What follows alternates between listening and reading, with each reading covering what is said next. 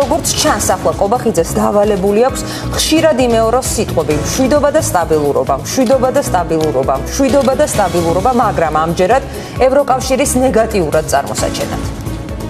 როცა ბრიუსელი შენ გეუბნება, რომ უნდა დათმო მშვიდობა, სტაბილურობა, ეს რა თქმა უნდა მაგას ნიშნავს, რომ შენ გემუქრებიან სტაბილურობის და შემდეგ მშვიდობის დაკარგვა. ამ მშვიდობა და სტაბილურობა ან ვიზა ლიბერალიზაცია, რა თქმა უნდა, ჩვენ უპირატესობას მივანიჭებთ მშვიდობას და სტაბილურობას. ვიზა ლიბერალიზაცია ნიშნავს იმას, რომ საქართველოს მოქალაქეს დაჭირდება ვიზა იმისათვის, რომ გაემგზავროს საქართველოდან ევროპაში.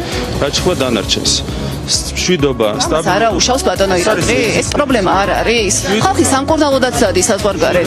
სტაბილურობა, მშვიდობა, სტაბილურობა. რასაც გვთავაზობენ, რომ მშვიდობა უნდა დაგვირგვიონ, სტაბილურობა უნდა დაგვირგვიონ. ეს არის ეგზისტენციური საკითხები. ამიტომ როცა ეგზისტენციური საკითხი უპირისპირდება არ ეგზისტენციურ საკითხს, ბუნებრივია შენ უპირატესობა უნდა მიანიჭო ეგზისტენციურ საკითხს. მშვიდობა და სტაბილურობა. თქვენთვის რამდენად მნიშვნელოვანია სტაბილურობა საზოგადოებაში? რა თქმა უნდა, სტაბილურობა ახლა ძალიან გვჭირდება. შენი დედა მე. ოხ,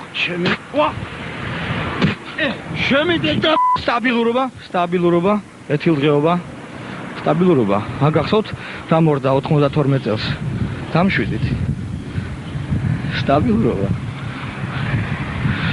სიმშვიდე. როგორც ხედავთ, ჩვეულებრივი ქართველი მოქალაქისთვის სტაბილურობის ელემენტები შენი დედა მე ძალიან მნიშვნელოვანია. ერთად ჩვენ ვერავინ ვერ დაგვამარცხებს. ყველანი ერთად დავირასმოთ. ყველამ ერთად გავიმარჯვოთ ჩვენს მტერზე. ქართველი ერი ირჩევს სტაბილურობას.